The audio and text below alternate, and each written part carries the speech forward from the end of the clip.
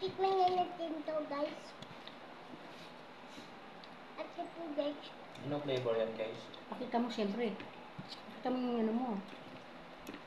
Pag nasubo mo, makay. Ano mo? Yun!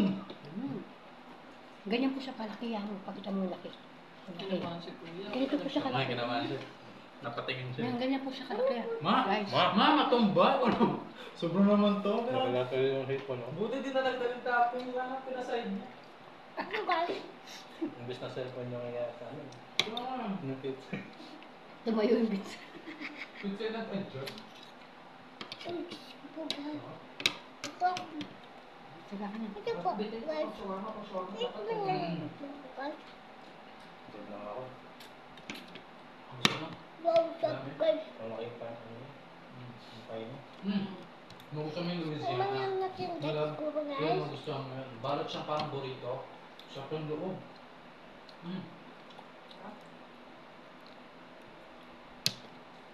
Busap mo sila.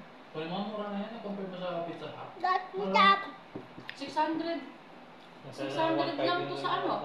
Pagpunta mo sa mismong Lazada, Masarap po siya, guys. sa SNR mismo, eh di ba 500 sa Greenwich, ganun lang yun, no?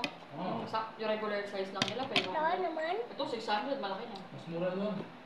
Maganda, ang ano lang kasi nun, mahal kasi membership. Pero swerte mo sa mga pagkain kasi mura lang. Pati yung chicken sandwich nila. Alam mo yung mga lalaking chicken sandwich sa, palari, Jollibee, di ba 300 yun? Yun, 120 Sabi lang. po siya.